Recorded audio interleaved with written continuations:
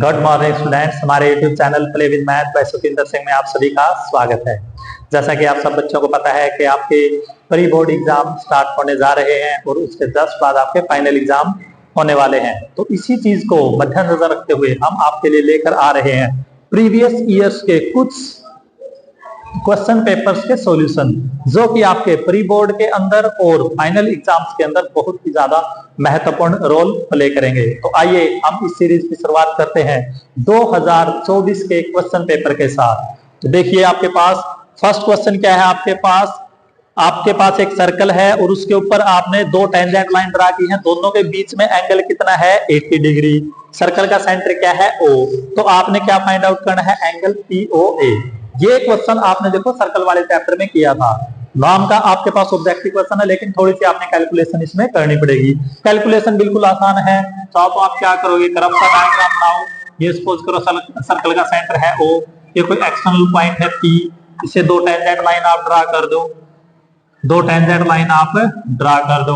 तो आपने क्या करना है, ये पॉइंट हो गया आपके पास A, ये पॉइंट हो गया आपके पास B, दोनों को चाहो तो ज्वाइन कर लो। अब आपने फाइंड आउट क्या करना है, एंगल POA। ये एंगल फाइंड आउट करना।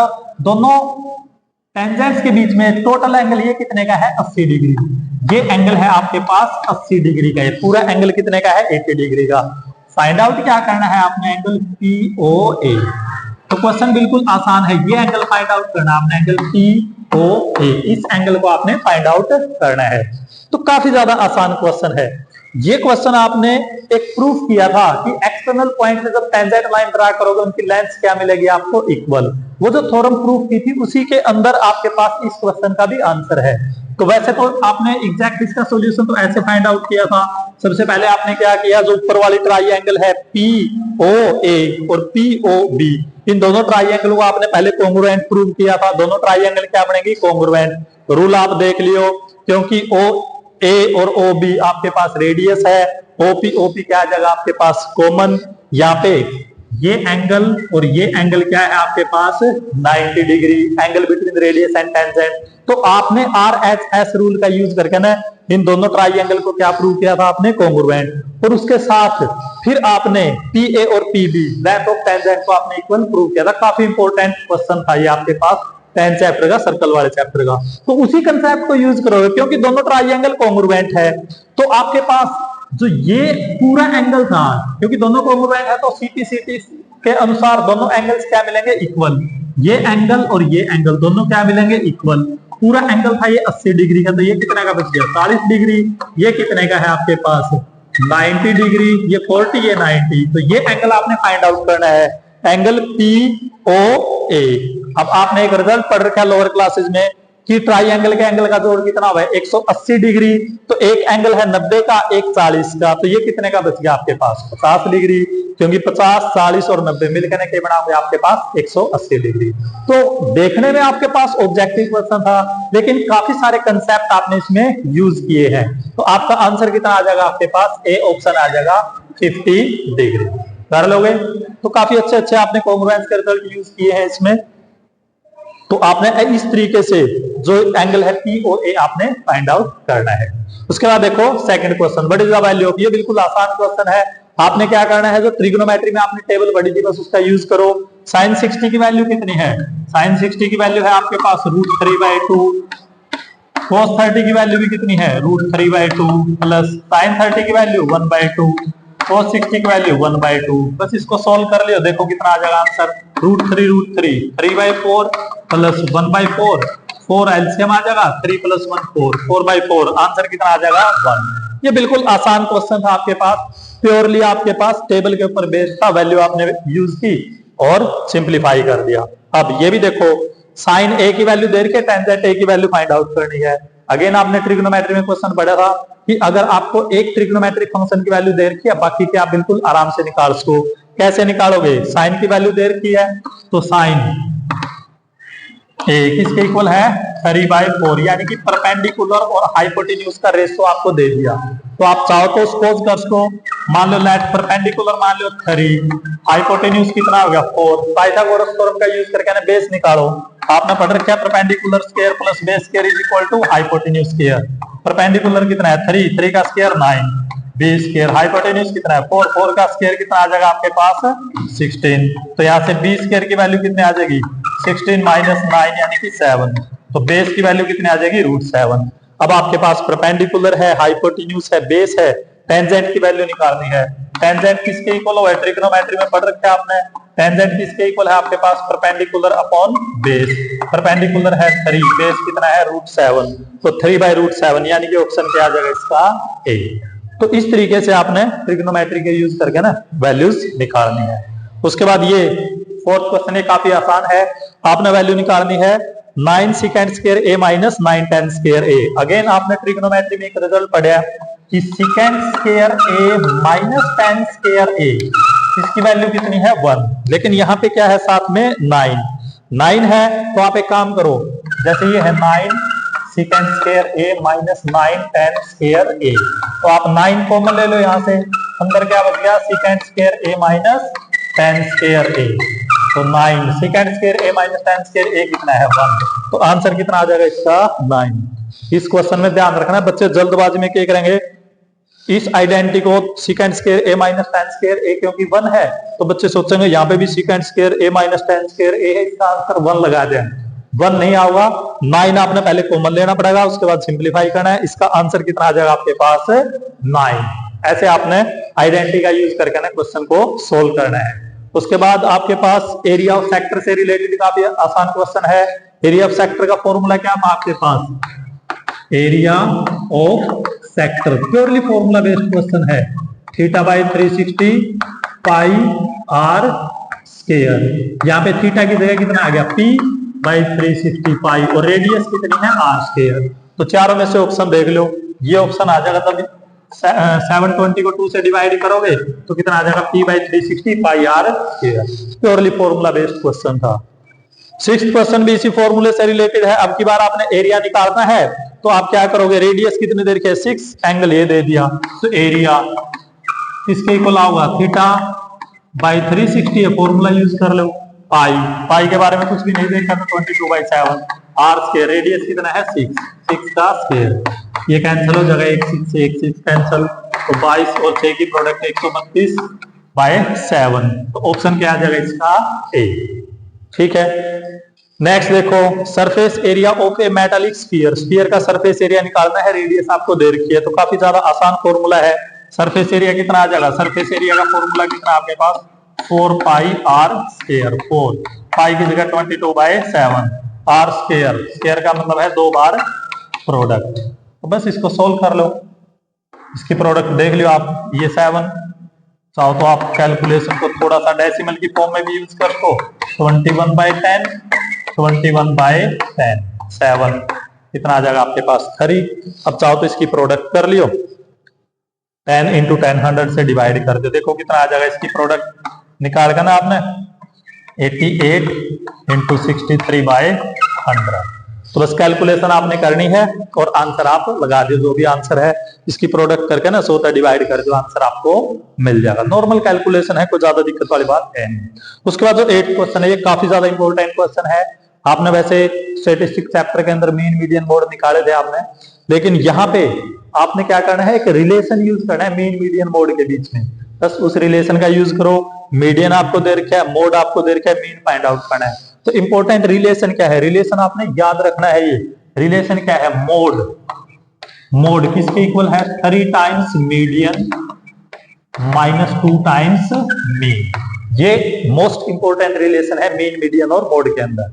तो अगर आपको दो चीजें दे रखी हैं, जैसे कि इस क्वेश्चन में मीडियन और मोड आपको दे रखा है, आपने क्या फाइंड आउट करना है, मीन। तो एक काम करो, मीन को तो लेफ्ट में ले आओ, 2 टाइम्स मीन इसके इक्वल हो जाएगा 3 टाइम्स मीडियन माइनस मोड।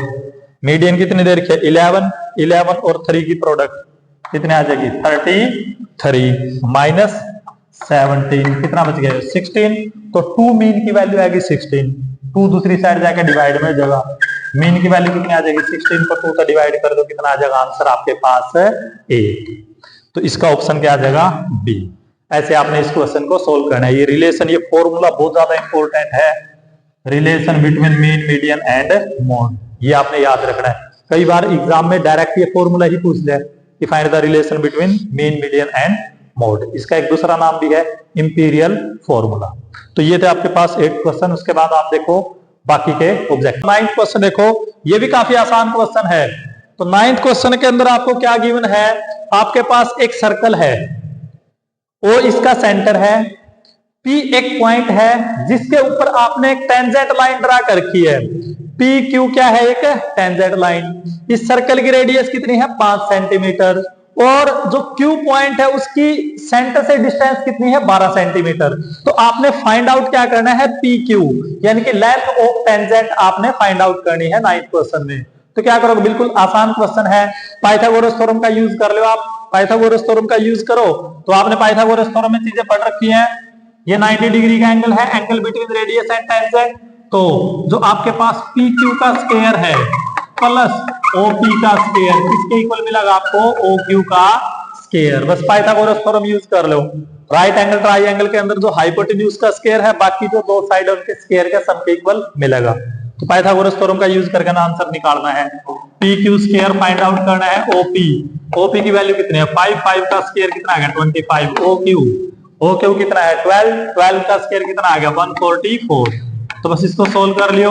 25 दूसरी साइड जाके हो जाएगा माइनस का, तो पी क्यू स्क्वायर किसके इक्वल आ गया, 119। जैसे ही स्क्वायर रूट लेओगे तो पी क्यू की वैल्यू कितनी आ जाएगी, स्क्वायर रूट ऑफ 119।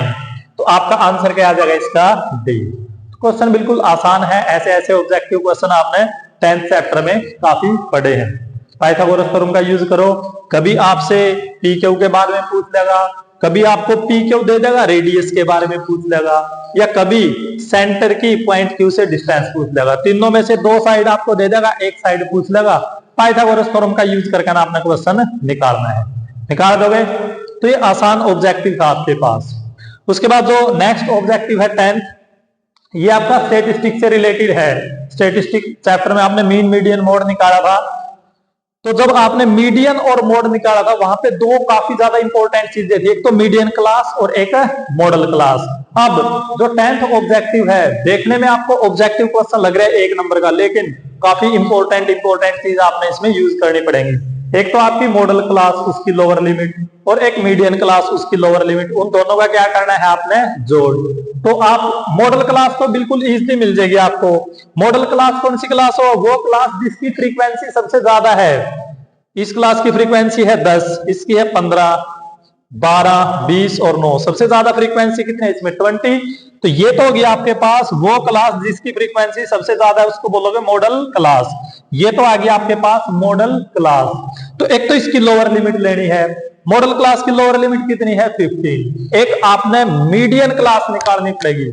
अब मीडियन क्लास कैसे निकाली थी, जब आपने मीडियन निकाला था तब काफी प्रैक्टिस की है आपने इसकी मीडियन क्लास की। कैसे निकालोगे, एक कॉलम एक्स्ट्रा बनाना पड़ेगा आपने, कम्युलेटिव फ्रीक्वेंसी का एक कॉलम। तो कम्युलेटिव फ्रीक्वेंसी क्या होगी, फ्रीक्वेंसी को जोड़ कर करके लिखोगे, पहले 10, फिर इन दोनों का जोड़ कर दो, कितना आ गया 25, तीनों का जोड़ कर दियो 37, फिर ये जोड़ कर दियो 57, फिर जोड़ कर दियो, कितना आ जाएगा 66। ये आ गई कम्युलेटिव फ्रीक्वेंसी। तो मीडियन क्लास कैसे निकालोगे, मीडियन क्लास के लिए सबसे पहले n/2 फाइंड आउट करो। n/2, n मतलब फ्रीक्वेंसीज का जोड़। इन सभी का जब जोड़ करोगे तो कितना होगा आपके पास, 66। तो n/2, 66 को 2 से डिवाइड करियो, कितना आ गया आपके पास, 33। तो मीडियन क्लास निकालने के लिए सबसे पहले तो फ्रीक्वेंसी का जोड़ करोगे 66, उसको 2 से डिवाइड करोगे 33। अब वो क्लास जिसके अंदर कम्युलेटिव फ्रीक्वेंसी 33 है, उसको बोलोगे मीडियन क्लास। अब जैसे ये क्लास है, इसके अंदर कम्युलेटिव फ्रीक्वेंसी कहां तक है, 10 तक। इस क्लास की 5 से 10 क्लास की कम्युलेटिव फ्रीक्वेंसी कहां तक है, 10 से 25 तक। 10 से 25 तक, क्योंकि 10 तक तो यहां पे आ गई, फिर 10 से 25 तक यहां पे आ गई। इस क्लास की कम्युलेटिव फ्रीक्वेंसी कितनी होगी, 25 से 37 तक। और जो 33 है, देखो इस क्लास में आओगे आपके पास 33, 25 से 37 के इस इंटरवल के अंदर है। तो ये आ गई आपके पास मीडियन क्लास। ये है मीडियन क्लास, ये है आपके पास मॉडल क्लास। तो ये तो आ गया आपके पास मीडियन क्लास, मीडियन क्लास, और ये आ गया आपके पास मॉडल क्लास। तो आपने क्या करना है, इन दोनों क्लासेस की मीडियन और मॉडल क्लास की लोअर लिमिट का सम करना है। मीडियन क्लास की लोअर लिमिट कितनी है 10, मॉडल क्लास की लोअर लिमिट कितनी है 15, दोनों का जोड़ करना है 10 और 15 का जोड़ कितना आ गया 25। तो आपका आंसर क्या आ जाएगा डी। कर लो क्वेश्चन। तो आपने क्या करना है, मीडियन क्लास निकालनी है, मॉडल क्लास, उनकी lower limit, find sum of lower limit of median class and modal class. जो मॉडल क्लास है वो तो काफी आसान थी, मॉडल क्लास में कोई दिक्कत नहीं, वो क्लास जिसकी फ्रीक्वेंसी सबसे ज्यादा है उसको क्या बोलोगे मॉडल क्लास। सबसे ज्यादा फ्रीक्वेंसी है 20 इस क्लास की, तो ये तो होगी मॉडल क्लास। मीडियन क्लास के लिए एक एक्स्ट्रा कॉलम बनाना पड़ेगा, कम्युलेटिव फ्रीक्वेंसी। अब वो क्लास जिसके अंदर कम्युलेटिव फ्रीक्वेंसी n/2, n की वैल्यू है 66/2 यानी कि 33 है, उसको बोलोगे आप मीडियन क्लास। तो फर्स्ट क्लास 0 से 5 तक कम्युलेटिव फ्रीक्वेंसी कितनी होगी 10 तक, 5 से 10 25 तक, मतलब 10 से 25 तक, 10 से 25 तक यहां पे आ गई, और 10 से 15 इसमें क्या होगी 25 से 37। जो 33 है 25 और 37 के इंटरवल में है, इसका मतलब ये आ गई आपकी मीडियन क्लास। ये काफी इंपॉर्टेंट है, मीडियन क्लास और मॉडल क्लास, जब आप मेन क्वेश्चंस के अंदर मीडियन और मॉडल निकालोगे, क्योंकि इससे रिलेटेड एक सब्जेक्टिव में क्वेश्चन भी मिलेगा आपको जहां पे आपने मीडियन और मोड निकालने हैं, तो वहां पे भी इन क्लासेस का काफी ज्यादा रोल रहने वाला है आपके लिए। तो यहाँ तो बिल्कुल सिंपल था, लोअर लिमिट और लोअर लिमिट्स का आपने सम फाइंड आउट करना था। उसके बाद देखो ये प्रोबेबिलिटी का बहुत ज्यादा आसान क्वेश्चन है। क्या करना, आपने एक डाई को फेंकना है, ओड नंबर की प्रोबेबिलिटी निकालनी है। तो जैसे ही आप डाई को फेंकोगे टोटल आउटकम कितने आओगे आपके पास, टोटल आउटकम्स क्या क्या मिलेंगे आपको 1 2 3 4 5 6। जैसे आपने डाई को थ्रो किया टोटल आउटकम तो आगे 6। अब प्रोबेबिलिटी किसकी निकालनी है, ओड नंबर। ओड नंबर कौन से हैं इसमें से, ओड नंबर्स। ओड नंबर कौन से हैं इसमें से 1 3 5। तो ओड की प्रोबेबिलिटी निकालनी है, तो ओड के फेवरेबल आउटकम कितने हैं 3, टोटल आउटकम कितने हैं 6। तो प्रोबेबिलिटी किसकी निकालनी है, ओड की। तो फेवरेबल आउटकम कितने हो गए 3, फॉर्मूला क्या हुआ है number of favourable outcomes by total number of outcomes. Favour में है 3, टोटल है 6, तो आंसर क्या आ जाएगा आपके पास 1/2। तो प्रोबेबिलिटी का एक ही फॉर्मूला है जो आपने अच्छी प्रकार से ध्यान रखना है, number of favourable outcome by total number of outcomes. तो फेवरेबल आउटकम कितने हैं ओड के 3, टोटल 6, आंसर कितना आ जाएगा 1/2। ये आ जाएगा 11th क्वेश्चन का आंसर।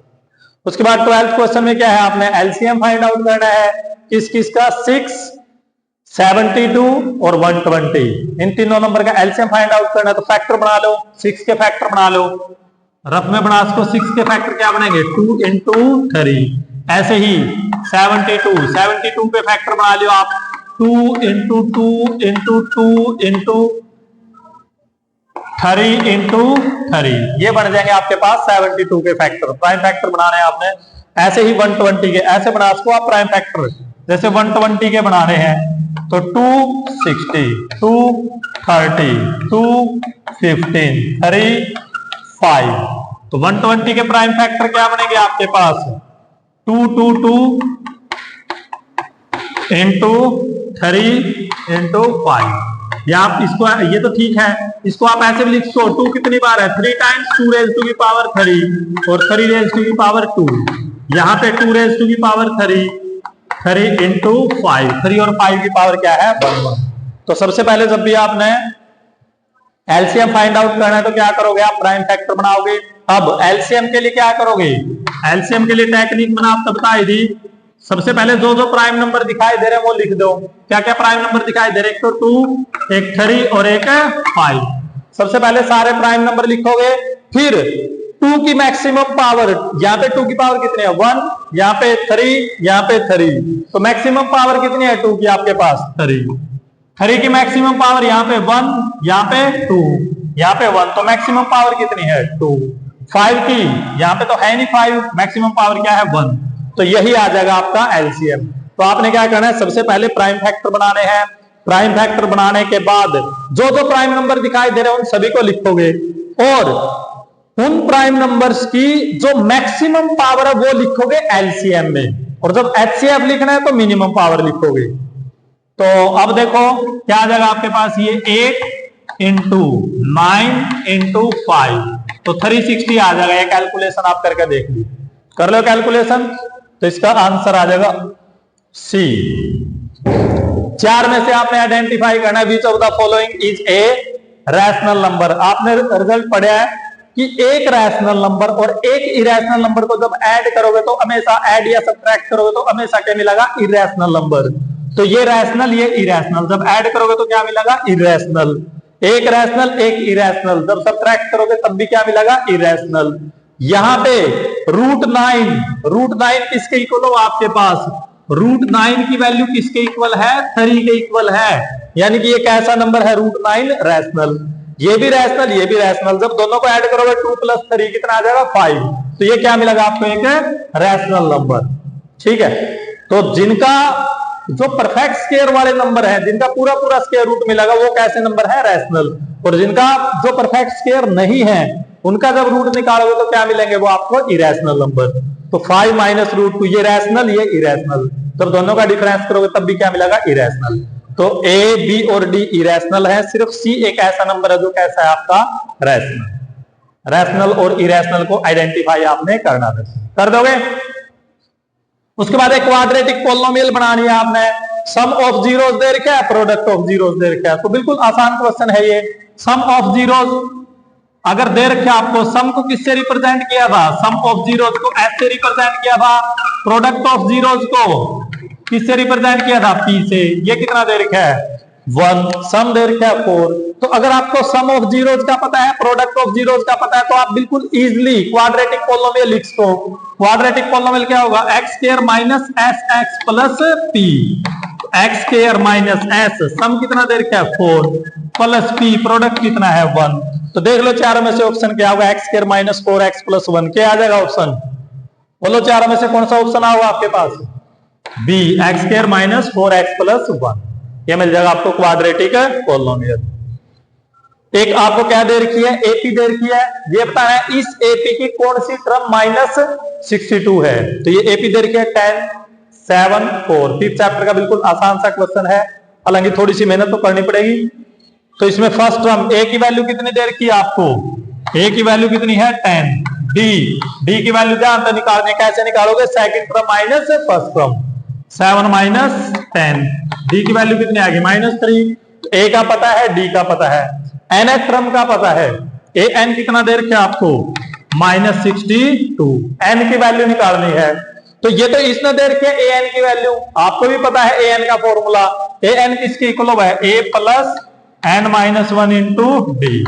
तो यहां से n की वैल्यू आप निकालोगे, तो निकाल लो, a की वैल्यू कितनी है 10, n - 1, d की वैल्यू कितनी है -3। बस सिंप्लीफाई कर लियो, 10 ब्रैकेट खोल दो, माइनस के 3n + 3, -3n है, इसको तो राइट में ले जाओ, इसको लेफ्ट में ले जाओ, कितना बच गया 13 + 62, इसको राइट में ले जाओ 3n, तो कितना बच गया 75 = 3n। n की वैल्यू कितनी आ गई 75/3, 25। तो विच टर्म का मतलब है n की वैल्यू निकालनी है, कैसे निकालोगे, a की वैल्यू दे रखी है, d की वैल्यू आप निकाल लोगे, a n की वैल्यू दे रखी है, फॉर्मूला यूज करोगे, a n का a + n - 1 × d, यहां से n की वैल्यू निकालनी है, तो आपका आंसर क्या आ जाएगा, d। कर लोगे। उसके बाद आपके पास ये भी काफी अच्छा क्वेश्चन है, क्वाड्रेटिक इक्वेशन दे रखी है, इक्वल रूट्स होने चाहिए, k की वैल्यू निकालोगे।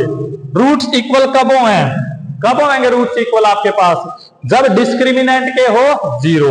तो आप लिखो सिंस रूट्स आर इक्वल, क्योंकि रूट्स कैसे हैं, इक्वल। सो जो डिस्क्रिमिनेंट है d की वैल्यू क्या रहेगी 0, और d कैसे निकालोगे, फॉर्मूला क्या था, b² - 4ac, किसके इक्वल 0। इसको कंपेयर करो, x² का कोफिशिएंट होगा a, x का कोफिशिएंट होगा b, और इंडिपेंडेंट या कांस्टेंट टर्म के होगी आपके पास c। तो b की वैल्यू कितनी आ गई इसमें -2k, इसका स्क्वायर -4, a की वैल्यू कितनी है k, c की वैल्यू कितनी है 6। तो बस यहां से सॉल्व कर लो, कितना आ जाएगा 4k² - 24k = 0। तो यहाँ का 4k² किसके इक्वल हो गया 24k। तो सिंप्लीफाई कर लियो, k की वैल्यू कितनी आ जाएगी आपके पास 6। जैसे इसको सोल्व करोगे k की वैल्यू कितने आ जाएगी आपके पास 6। तो ये था आपके पास 16th क्वेश्चन, कर लोगे। उसके बाद देखो नेक्स्ट, उसके बाद देखो 17th क्वेश्चन, काफी ज्यादा आसान क्वेश्चन है, 7th चैप्टर का क्वेश्चन है ये, कोऑर्डिनेट ज्योमेट्री का। आपने क्या करना है, दो पॉइंट है P और Q, दोनों के बीच की आपने क्या करनी है, डिस्टेंस फाइंड आउट करनी है। तो आप डिस्टेंस फॉर्मूला यूज कर लो। तो क्या है distance formula, PQ distance formula आपने पढ़ रखा है, x2 माइनस x1 का स्क्वायर, x2 माइनस x1 का स्क्वायर, माइनस माइनस कितना हो जाएगा plus, plus y2 minus y1 का स्क्वायर, तो कितना आ गया -1 + 5, 4 का स्क्वायर कितना आ गया 16, 3 - 4 कितना आ जाएगा आपके पास 3 - 7 -4 का स्क्वायर कितना आ गया 16, तो कितना आ गया √32। तो √32 आपका आंसर आएगा, लेकिन √32 आपको यहाँ पे ऑप्शन दिखाई नहीं दे रहा, तो आप एक काम करो, √32 के फैक्टर बना दो। 32 के फैक्टर क्या बनाएंगे, 2 × 2 × 2 × 2 × 2 प्राइम फैक्टर फर्स्ट चैप्टर में बनाया आपने। तो पेयर में से एक 2 बाहर निकल जाएगा, इस पेयर में से एक 2 बाहर निकल जाएगा, तो आंसर कितना आ जाएगा 4√2। तो काफी ज्यादा आसान क्वेश्चन था डिस्टेंस फॉर्मूला का, तो आपका आंसर क्या आ जाएगा बी। उसके बाद देखो नेक्स्ट क्वेश्चन, ये काफी ज्यादा अच्छा क्वेश्चन है, 6 चैप्टर का क्वेश्चन है। तो क्या दे रखे आपको, दो ट्राइंगल दे रखे, तो ABC और एक DEF। दोनों ट्राइंगल्स के अंदर जो एंगल B है वो किसके इक्वल है, एंगल E के इक्वल, एंगल C किसके इक्वल है, एंगल F के इक्वल, और जो साइड AB है वो किसके इक्वल है, DE के इक्वल। तो आपने बताना है कि 4 में से कौन सा ऑप्शन आपका सही है। कॉन्ग्रुएंस और सिमिलरिटी से रिलेटेड क्वेश्चन है। अब सबसे पहले मैं आपने एक बात बता दूं, अगर कोई भी फिगर अगर वो कॉन्ग्रुएंट हो गए तो सिमिलर हमेशा मिलेंगे। Every congruent figure are similar also, क्योंकि अगर कॉन्ग्रुएंट हो गए तो वो सिमिलर जरूर मिलेंगे, लेकिन अगर सिमिलर हैं तो जरूरी नहीं वो कॉन्ग्रुएंट आपको मिला है आपको। तो अब यहां पे देखो, क्योंकि ये एंगल इसके इक्वल, ये एंगल इसके इक्वल, ये साइड इसके इक्वल, तो आपके पास 9th क्लास में कॉन्ग्रुएंस का एक रूल था, एंगल साइड। तो एंगल साइड रूल के अनुसार ये दोनों ट्राइंगल के हो जाएंगे आपके पास कॉन्ग्रुएंट, और जैसे ही कॉन्ग्रुएंट है सिमिलर तो अपने आप हो जाएंगी, क्योंकि कॉन्ग्रुएंट होगी तो CPCT के अनुसार उसके कोरस्पॉन्डिंग एंगल के हो जाएंगे बराबर, और जैसे ही कोरस्पॉन्डिंग एंगल बराबर हो गए एंगल क्राइटेरिया था फिगर्स के हो जाएंगे सिमिलर। तो every congruent figure is similar also. तो जैसे ही आपने एंगल साइड का यूज करके ना दोनों ट्राइंगल को कॉन्ग्रुएंट शो कर दिया, तो कॉन्ग्रुएंट जैसे ही होगी सिमिलर अपने आप हो जाएंगी। तो ये फिगर क्या बनेगा, similar as well as congruent, दोनों है, ये फिगर कॉन्ग्रुएंट भी है और सिमिलर भी है। तो इसका ऑप्शन क्या आ जाएगा आपके पास ए। तो जैसे ही आपने एंगल का यूज करके ना कॉन्ग्रुएंट शो कर दिया, कॉन्ग्रुएंट जैसे ही बनेगा तो सिमिलर अपने आप आ जाएगा एंगल क्राइटेरिया का यूज करके, ठीक है। तो आपने वही है सिमिलरिटी और कॉन्ग्रुएंस का क्राइटेरिया आपने यूज करना था। क्या ध्यान रखना है, अगर दो फिगर अगर कॉन्ग्रुएंट हैं तो वो सिमिलर जरूर मिलेंगे। तो एंगल साइड के अनुसार ये कॉन्ग्रुएंट हो गए तो सिमिलर भी है, similar as well as congruent आपका ऑप्शन आ जाएगा। ये था 18th क्वेश्चन। उसके बाद देखो नेक्स्ट जो क्वेश्चन है, दो क्वेश्चन है 19 और 20। अब जो कोरोना के बाद जो आपका न्यू एजुकेशन पॉलिसी में जो नया सेक्शन इंक्लूड किया है, एक है इसके अंदर असर्शन रीजनिंग बेस्ड क्वेश्चन। दो क्वेश्चन तो आपको ऑब्जेक्टिव के मिलेंगे, असर्शन रीजनिंग बेस्ड क्वेश्चन, और 3 क्वेश्चन आपके केस स्टडी के क्वेश्चन है, बिल्कुल लास्ट में मिलेंगे आपको 3 क्वेश्चन केस स्टडी के। तो ये नया सेक्शन है, बहुत ही ज्यादा इंपॉर्टेंट सेक्शन है, और इसकी एक खास बात है कि जो आपकी बुक्स हैं, बुक्स के अंदर ये सेक्शन नहीं है, ना तो असर्शन रीजन के क्वेश्चन है बुक्स के अंदर, ना ही आपके केस स्टडी के क्वेश्चन है। तो इनकी प्रैक्टिस आपने या तो प्रैक्टिस सेट से करोगे, या हम कोशिश करेंगे कि वीडियोस के अंदर इन क्वेश्चंस के ऊपर एक अलग से कुछ कलेक्शन असर्शन रीजन के क्वेश्चंस का रखेंगे, और कुछ सेक्शन केस स्टडी जो है आपके पास उनका रखेंगे, ताकि आप फाइनल एग्जाम के लिए अच्छी प्रकार से तैयारी कर सको। तो आइए सबसे पहले हम असर्शन रीजन के क्वेश्चन देखते हैं, इनको कैसे सोल्व करना है। जो क्वेश्चन है वो तो काफी ज्यादा आसान मिलेंगे आपको, चाहे असर्शन रीजन के क्वेश्चन हो चाहे केस स्टडी के क्वेश्चन हो, लेकिन समस्या क्या है क्योंकि ये क्वेश्चन बुक्स के अंदर नहीं है तो बच्चों की प्रैक्टिस नहीं है, तो इसका बिना प्रैक्टिस के बच्चे स्टेटमेंट को देख के ना वैसे ही घबरा जाएंगे। स्टेटमेंट थोड़ी सी बड़ी मिलेगी, बच्चे को समझ में नहीं आएगा कि क्या तो इस क्वेश्चन में दे रखा है और क्या निकालना है। तो यही सबसे बड़ी समस्या है। एक बार अगर आपको पता लग गया ना कि क्वेश्चन को सोल्व कैसे करना है, प्रोसेस का पता लग गया, क्वेश्चन बिल्कुल ही आसान है। तो देखिए आप असर्शन रीजन के क्वेश्चन को कैसे आप डील करोगे। तो जितने भी असर्शन रीजन के क्वेश्चन है उसमें 4 ऑप्शन सेम मिलेंगे, हर एक क्वेश्चन के 4 ऑप्शन सेम मिलेंगे। असर्शन को आप ए से रिप्रेजेंट करोगे, रीजन को किसके साथ रिप्रेजेंट करोगे, आर के साथ।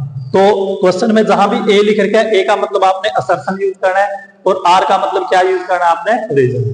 तो हर एक क्वेश्चन के 4 आंसर मिलेंगे आपको। एक ऑप्शन मिलेगा both A and R, assertion और रीजन दोनों क्या है, ट्रू है, and R is correct explanation of R. Assertion भी सही है, रीजन भी सही है, और जो रीजन है वो उसको असर्शन को का सही एक्सप्लेनेशन है।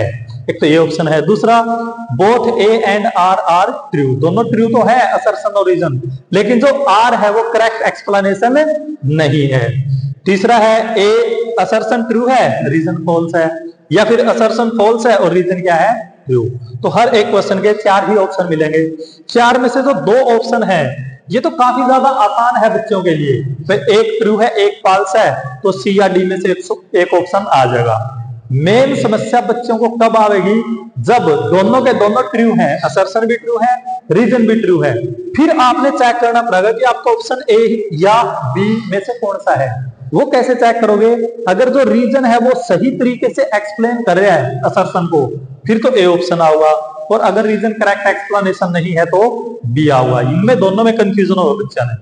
तो अभी एक बार 2 क्वेश्चन देखो इसका यूज करके ना, बाकी क्वेश्चन भी आप बाद में इस टाइप के क्वेश्चन और भी आप डिस्कस करांगे। तो पहले आप देखो 19वां क्वेश्चन जो 2024 में आया था बोर्ड के एग्जाम में। असर्शन क्या है, 0.05 लाइज ऑन वाई एक्सिस। आपका मेन फोकस रहेगा इन दोनों के ऊपर, क्या ये रिजल्ट ट्रू है, 0.05 लाई ऑन वाई एक्सिस, क्या ये पॉइंट वाई एक्सिस के ऊपर है, बिल्कुल है। कैसे पता किया आपने, क्योंकि आपके दिमाग में आया कि वाई एक्सिस के ऊपर एक्स कोऑर्डिनेट क्या होगा, 0, वाई एक्सिस के ऊपर एक्स कोऑर्डिनेट क्या होगा, 0, सही है। अब दूसरी सेंटेंस पढ़ो, x coordinate on y axis is 0। तो अगर आपके पास पहला जो असर्शन है वो ट्रू है, आर भी ट्रू है, और अगर ये इसका सही एक्सप्लेनेशन है, फिर तो ऑप्शन आ जाएगा आपका ए। अब जैसे 19वां क्वेश्चन है, ए भी ट्रू है क्योंकि ये पॉइंट वाई एक्सिस के ऊपर है, ये भी ट्रू है, x coordinate on y axis क्या है आपका, 0, दोनों रिजल्ट ट्रू है। और जो आर है वो इसका करेक्ट एक्सप्लेनेशन है, क्योंकि जब आपने सोचा था नहीं, जब आपने सोचा है कि ये ट्रू है, जब आपने इसको ट्रू सोचा था तो इसी का यूज करके ना सोचा था। तो अगर आप दोनों ट्रू हैं और ए जब आपने ट्रू सोचा था तो आर को सोच के ना, आर की रीजनिंग करके ना, आर के थ्रू अगर आपने इसको सही सोचा था तो आपका ऑप्शन आएगा ए। ठीक है, तो इस क्वेश्चन का 19वां जो क्वेश्चन है इसका आंसर क्या आ जाएगा आपका, 19th क्वेश्चन का आंसर आएगा आपके पास ए। ठीक है, उसके बाद एक 20वां क्वेश्चन और देखो, √3 इज एन इरेशनल नंबर। √3 क्या है, इरेशनल नंबर है। आपने फर्स्ट चैप्टर में प्रूफ भी दिया था इसका, और प्रूफ भी मोस्ट इंपोर्टेंट है, मोस्टली बार क्वेश्चन एग्जाम में आएगा आपका 3 या 4 नंबर का। तो ये √3 इज एन इरेशनल नंबर सही है। ये देखो, square root of all positive integers are irrational number. हर एक पॉजिटिव इंटीजर का जो स्क्वायर रूट है इरेशनल नंबर मिलेगा। ये तो ट्रू नहीं है, क्यों सॉरी, क्योंकि 4 का स्क्वायर रूट कितना मिलेगा, 2, विच इज नॉट इरेशनल। तो ये है आपका ए है ट्रू, आर है फॉल्स, फिर तो कोई दिक्कत है ही नहीं। ए ट्रू, आर फॉल्स, तो इसका आंसर क्या आ जाएगा आपके पास, सी ऑप्शन आ जाएगा इसका। तो एक पार्ट ट्रू है एक पार्ट फॉल्स है, तब तो कोई दिक्कत है ही नहीं, सी और डी में से आ जाएगा। हाँ, जब दोनों ट्रू है नहीं तब आपने थोड़ा सा ध्यान रखना पड़ेगा कि क्या आर पार्ट ए का सही एक्सप्लेनेशन है तो ए ऑप्शन आ जाएगा, अगर करेक्ट एक्सप्लेनेशन नहीं है तो ए ऑप्शन आ जाएगा, बी ऑप्शन आऊगा। तो ये थे आपके पास 19 और 20 असर्शन रीजनिंग बेस्ड क्वेश्चन। तो बच्चों आपने असर्शन रीजन के क्वेश्चन देखकर बिल्कुल भी घबराना नहीं है, सिर्फ बिल्कुल आराम से ये 4 ऑप्शन ही मिलेंगे हर एक क्वेश्चन में, ये तो फिक्स रहेंगे, बस ए और आर चेंज होंगे। आपका मेन काम रहेगा इन दोनों स्टेटमेंट्स को अच्छी प्रकार से पढ़ना है और चेक करना है ट्रू फॉल्स। एक ट्रू है एक फॉल्स है फिर कोई समस्या नहीं है, सी या डी में से एक ऑप्शन आएगा।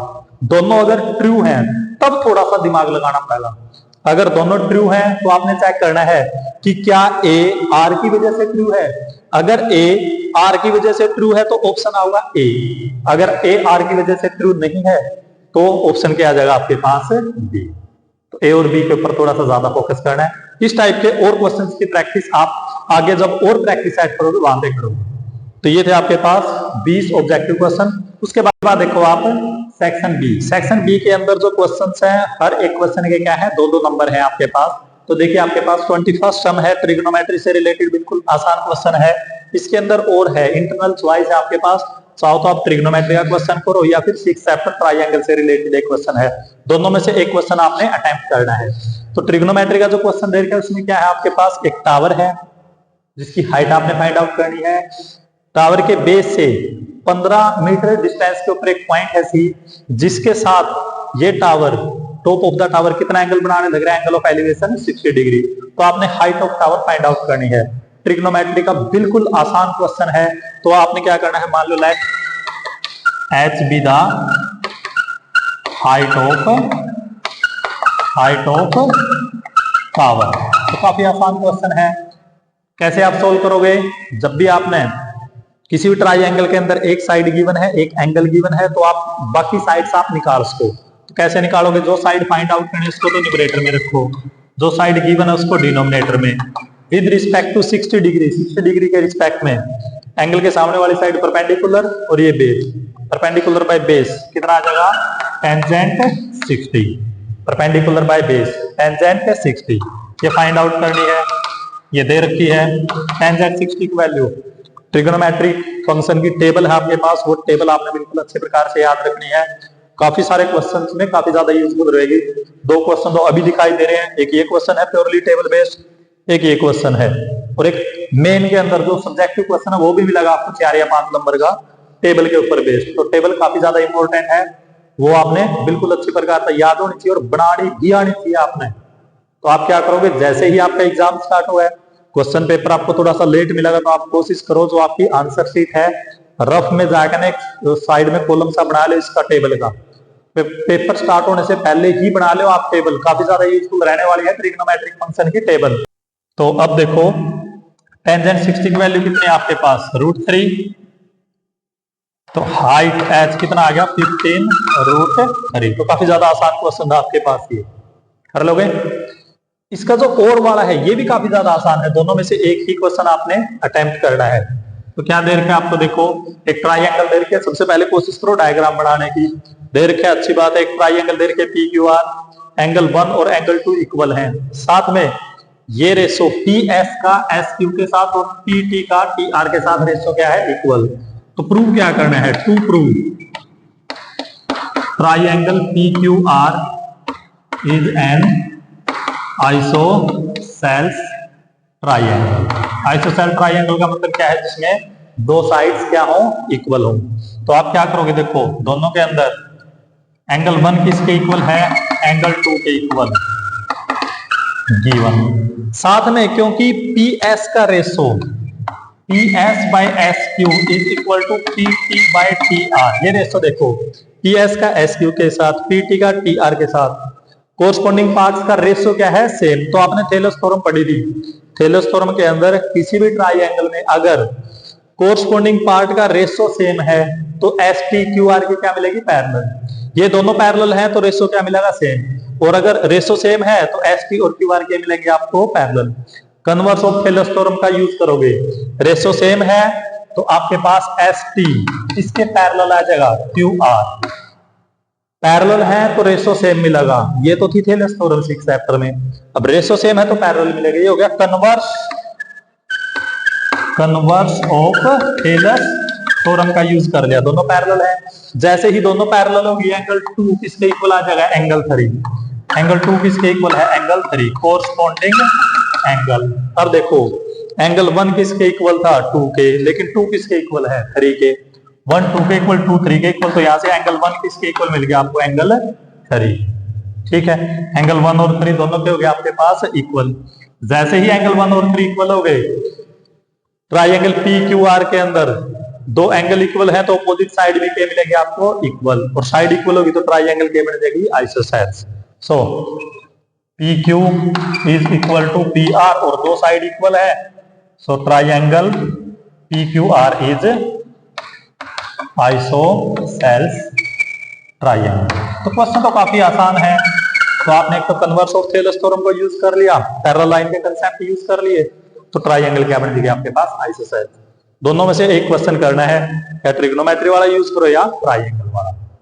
उसके बाद 22nd सम, ये क्वेश्चन ऑब्जेक्टिव में भी आया था आपके पास।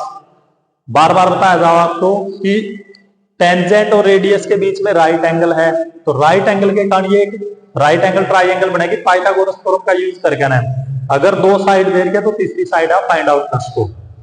22वें क्वेश्चन में क्या है आपको, एक तो length of tangent they the 4 centimetre और पॉइंट की सेंटर से डिस्टेंस दे दी 5 सेंटीमीटर, तो आपने रेडियस निकालनी है। तो क्या करोगे, रेडियस ओपी फाइंड आउट करने, पाइथागोरस थ्योरम का यूज करो। OP square plus AP square, OP square plus AP square किसके इक्वल होगा, हाइपोटेन्यूज का स्क्वायर, ओ ए स्क्वायर। ओपी को फाइंड आउट करना है यानी कि रेडियस, तो इसको आर यूज कर लो, आर स्क्वायर।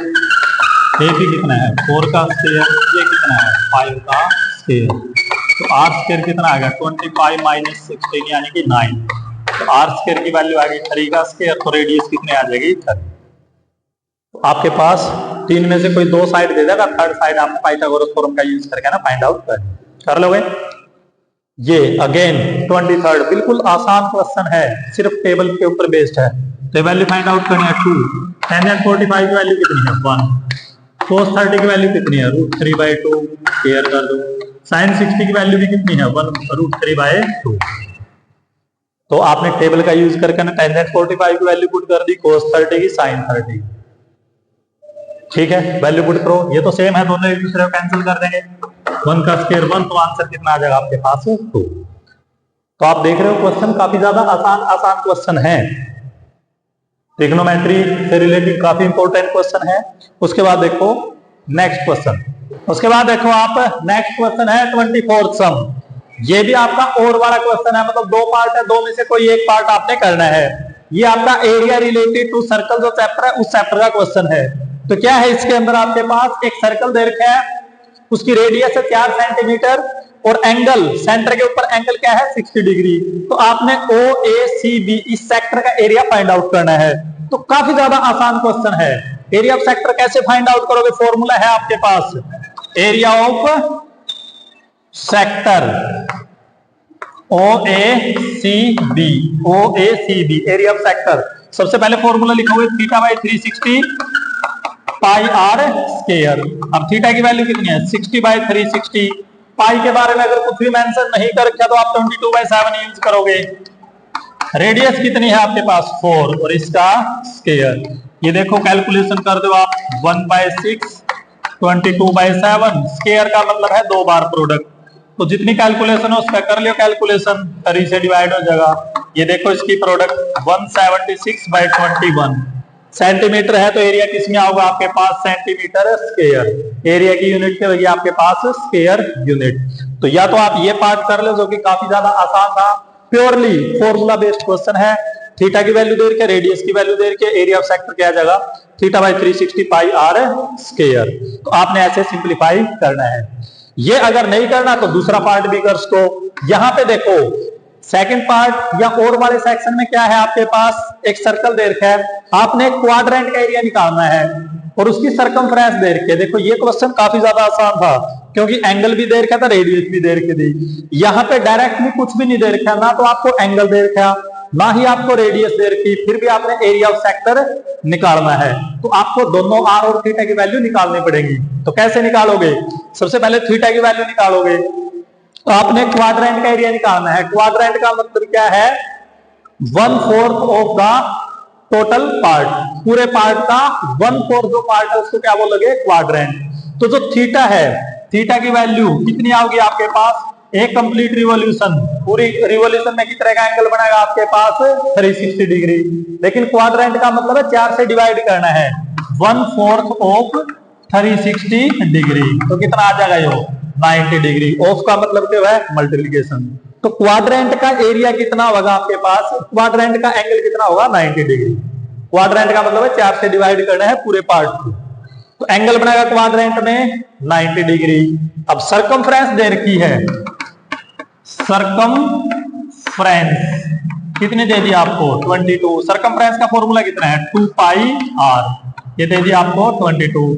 यहां से 2 पाई की जगह 22/7 आर, तो ये 22 से 22 कैंसिल, आर की वैल्यू कितनी आ जाएगी आपके पास 7/2। तो अब रेडियस आपने निकाल ली, थीटा आपने निकाल दिया, एरिया ऑफ सेक्टर निकालना है। तो area of sector OACB, formula तो यही लगेगा θ/360 पाई आर स्क्वायर। थीटा की वैल्यू 90/360, पाई की जगह 22/7, आर कितना है 7/2, स्क्वायर करोगे तो 2 बार इसकी क्या करनी है आपने प्रोडक्ट। तो काफी आसान क्वेश्चन है, सिंप्लीफाई कर लो, जितना सिंप्लीफाई हो उसका, तो 77/8 सेंटीमीटर स्क्वायर आ जाएगा। तो दोनों क्वेश्चन एक जैसे हैं। ये क्वेश्चन कंपैरेटिवली बहुत ज्यादा आसान है, क्योंकि इसमें रेडियस और थीटा दोनों दे के फॉर्मूला पुट कर लो। यहाँ पे रेडियस और थीटा दोनों निकालने पड़ेंगे। थीटा क्वाड्रेंट में एंगल कितना बनेगा 90 डिग्री, क्वाड्रेंट का मतलब है 1/4 पार्ट।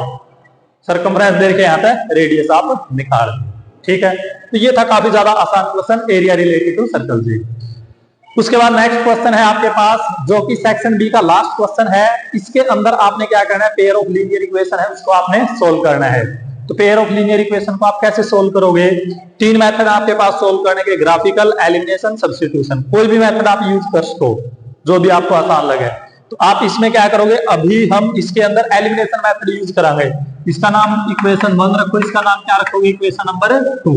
तो आप क्या करोगे, एलिमिनेशन मेथड में क्या है, किसी एक वेरिएबल के कोफिशिएंट आपने क्या करने हैं बराबर। कोशिश करो, जैसे x का कोफिशिएंट 2 है, y का कितना है 5, x का 2 है, यहाँ पे x का कितना है 5, y का कितना है 3, यहाँ पे y का कितना है -4। तो कोशिश करो, या तो आप x के कोफिशिएंट को बराबर कर लो या y के कोफिशिएंट को बराबर कर लो। बराबर कैसे करोगे, मल्टीप्लीकेशन के साथ। और कोशिश करो उस वेरिएबल को बराबर करने की जिसके अपोजिट साइन है, x के साइन सेम है, y के अपोजिट है, तो आप y के कोफिशिएंट को बराबर करांगे। कैसे, इक्वेशन 1 को तो 4 से मल्टीप्लाई कर दो, 4 और 3 की प्रोडक्ट कितनी आओगी 12, और इक्वेशन 2 को किससे मल्टीप्लाई करोगे 3 से। तो आपने क्या कोशिश करनी है, मल्टीप्लीकेशन के साथ आप बराबर करोगे कोफिशिएंट्स को। तो आपने क्या करना है, multiply equation 1 by 4 and equation 2 by 3। Equation 1 को 4 से मल्टीप्लाई कर दियो, 4 से मल्टीप्लाई कर दियो, इसका नाम इक्वेशन नंबर 3 रख दो। और इक्वेशन 2 को किससे मल्टीप्लाई करना है 3 से, 3 से मल्टीप्लाई कर दियो, 3 से। अब दोनों को क्या करोगे, ऐड कर दो, एडिंग इक्वेशन 3 and 4, दोनों को ऐड कर दो। जैसे ऐड करो कैंसिल हो गया, ये कितना होगा 23x is equal to 46। x की वैल्यू कितनी आ गई 2, x की वैल्यू 2 चाहो तो इक्वेशन नंबर 1 में यूज करो, चाहे तो इक्वेशन नंबर 2 में। इक्वेशन 1 में यूज कर लो, x की जगह 2 यूज करोगे तो 3y की वैल्यू कितनी आ गई 9, y की वैल्यू कितनी आ जाएगी आपके पास 3, x की वैल्यू 2, y की वैल्यू 3। ये था आपके पास एलिमिनेशन मेथड, ठीक है। तो इसके साथ आपका सेक्शन बी हो गया कंप्लीट। उसके बाद आप देखोगे सेक्शन सी। उसके बाद देखो आप सेक्शन सी। सेक्शन सी के अंदर आपके पास जो हर एक क्वेश्चन है वो 3-3 नंबर के क्वेश्चन है। तो जो क्वेश्चन नंबर 26 है, इसके अंदर भी इंटरनल चॉइस है आपके पास, या तो आप ये पार्ट करो या फिर आप ये पार्ट करो। फाइनल एग्जाम में आपने दोनों में से एक पार्ट ही करना है, क्योंकि अभी आप फाइनल एग्जाम की तैयारी कर रहे हो, तो अभी हम दोनों पार्ट करके देखेंगे, क्योंकि दोनों इंपॉर्टेंट है और काफी ज्यादा आसान है। ये जो क्वेश्चन है एक्सरसाइज जो 8.3 है, लास्ट एक्सरसाइज है ट्रिग्नोमेट्री की। लास्ट एक्सरसाइज का तो लास्ट क्वेश्चन था, उसके पार्ट्स हैं 10 जो पार्ट थे, उनमें से एक पार्ट फाइनल एग्जाम में आपको जरूर दिखाई देगा। तो ये दोनों उन्हीं से रिलेटेड है आपके पास। तो सिंप्लीफाई कैसे करोगे, आपने क्या करना है, दो साइड्स को इक्वल प्रूव करना है हर एक क्वेश्चन में। तो मेनली आप क्या करोगे, कोशिश करो लेफ्ट हैंड साइड लेकर चलो, सिंप्लीफाई करो, राइट हैंड साइड आपको मिल जाएगी। तो इस पार्ट में क्या करोगे आप, लेफ्ट हैंड साइड लेकर चलो, ये है √1 plus sine A by √1 minus sine A. Root वाले क्वेश्चन में हमेशा ध्यान रखो, जब भी आपने क्वेश्चन को सिंप्लीफाई करना है, रूट वाले क्वेश्चन में आप कोशिश करो कि आप डिनोमिनेटर को रैशनलाइज कर दो, क्वेश्चन लगभग खत्म हो जाएगा। तो इसमें भी यही काम करोगे। तो आप क्या करोगे, लेफ्ट हैंड साइड में जो डिनोमिनेटर है, डिनोमिनेटर का क्या करना है आपने, रैशनलाइजेशन। रूट के अंदर ही कर दियो आप रैशनलाइज। डिनोमिनेटर का साइन चेंज करोगे, माइनस है तो प्लस से मल्टीप्लाई कर दो, प्लस से डिवाइड। रूट के अंदर ही करोगे रैशनलाइज किसका, डिनोमिनेटर का। अब देखो क्या मिलेगा आपको, पर 1 प्लस साइन है 1 प्लस साइन है, यानी कि 1 प्लस साइन ए का स्क्वायर, नीचे a minus b a plus b, a square minus b square. ये देखो क्या मिलेगा आपको, 1 प्लस साइन ए का स्क्वायर। यहां पे आइडेंटिटी यूज करोगे, 1 का स्क्वायर कितना होगा, 1 माइनस साइन स्क्वायर ए। आपने आइडेंटिटी पढ़ रखी है, साइन स्क्वायर ए प्लस कोस स्क्वायर ए किसके इक्वल है, 1 के इक्वल। साइन स्क्वायर ए प्लस कोस स्क्वायर ए किसके इक्वल है, 1। यहां से कोस स्क्वायर ए की वैल्यू कितनी आ जाएगी, 1 माइनस साइन स्क्वायर ए। तो वो यूज कर लियो, 1 माइनस साइन स्क्वायर ए किसके इक्वल आ जाएगा, कोस स्क्वायर ए। जब भी आप स्क्वायर रूट अप्लाई करोगे, जब भी स्क्वायर रूट अप्लाई करोगे, 1 plus sine A by cos A, अलग अलग कर दियो। उसके बाद देखो ये 1 by cos A plus sine A by cos A. 1 by cos क्या हो गया आपके पास, सीकेंट ए, और साइन बाय कोस कितना हो गया आपके पास, tangent A. Secant A plus tan A, ये क्या आ गया आपके पास, राइट हैंड साइड। तो एक पार्ट तो ये था, लेफ्ट हैंड साइड लेकर तो इसमें सिंप्लीफाई करो, राइट हैंड साइड आपको मिल जाएगी। इसी का अगर आप दूसरा पार्ट सोल्व करना चाहो तो दूसरा पार्ट भी सोल्व कर सको, प्रोसेस वही रहेगी, लेफ्ट हैंड साइड लेके चलो, सिंप्लीफाई करो, राइट हैंड साइड मिल जाएगी। ट्रिग्नोमेट्री कुछ आइडेंटिटीज वगैरह है, उनको आपने यूज करना है। तो क्या करोगे, लेफ्ट हैंड साइड देखो क्या है, secant A 1 minus sine A, secant A plus tan A. तो करो इसको सिंप्लीफाई, सीकेंट को।